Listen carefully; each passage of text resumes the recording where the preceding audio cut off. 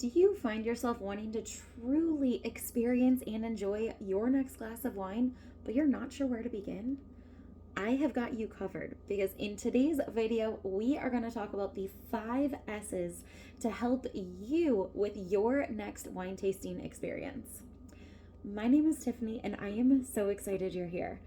I help busy millennials create healthy meals in minutes without stress and overwhelm. And for those of you adults looking to indulge just a little bit every once in a while, I also offer beverage pairing recommendations with quick, easy recipes.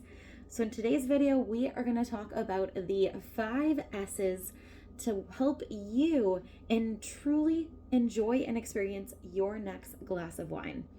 So I have got myself a glass of white wine from a local winery to help you experience it with me.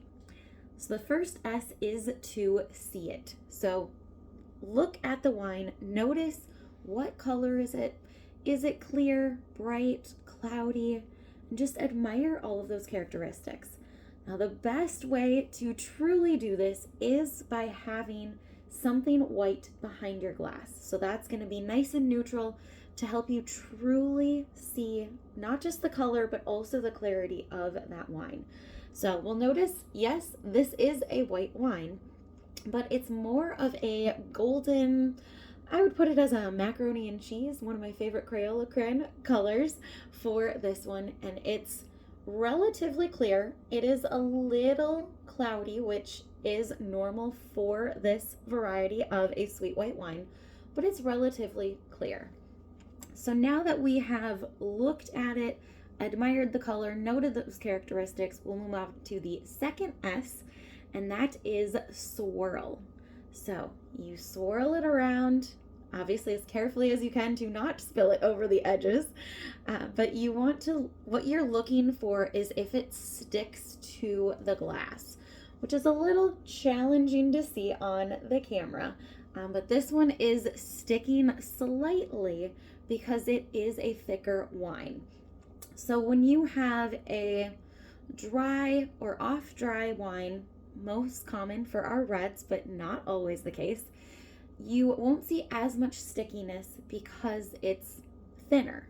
Whereas our sweet wines, like this one I have here, is thicker. So not quite a syrup consistency, but more syrupy than a dry wine. And so because of that sweetness, it sticks to the sides a little bit, and you'll notice what wine tasters oftenly refer to as legs on the glass. So that is characteristic for this one. That is something that we want to see. Also, the benefit of swirling, especially for your dry red wines, is to help oxidize and aerate that wine. So you may have heard people offer recommendations of letting certain wines air or oxidize, let it breathe. All of those can help speed up the process by swirling it. Now, not necessary for your sweeter wines, but definitely for your dry reds, this is beneficial. It's going to help cut back a little bit, tame those flavors so they don't bite your nose as strongly or hit your tongue quite as strong. And that is a flavor preference all across the board. Now our third S, which is one of my favorites, number 3 is to sniff. So let's see what this wine smells like. And you'll notice it helps to swirl as well, just to kind of get those aromas to hit your nose. So this one smells very strongly of green apple and honey, and there's just a hint of a peach and pear in there. So by smelling it, you'll get a good feel for what the wine's going to taste like, but sometimes that flavor is going to be complete opposite of what you're smelling. It's not always an identical match. But we've got that noted for what this one smells like, so we will move on to number 4, which is to sip it. So the fun part that everyone is waiting for.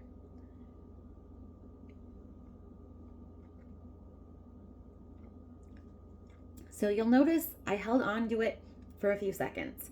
When you take that first sip of wine, you want it to be more than you would normally take. So take a nice full mouth of that wine and let it just sit on your tongue for about 3 to 5 seconds, coating your tongue, coating the roof of your mouth. If you want to swirl it with your tongue, go for it.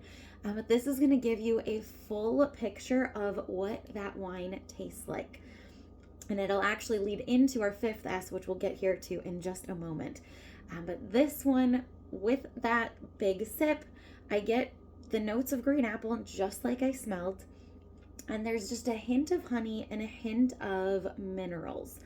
So what that means is it's very crisp yet sweet. So some other flavors that you might get depending on your wines that you are drinking, you could notice earthy tones, you could notice herbal, fruity, sweet, salt. So many combinations out there, just like with your food.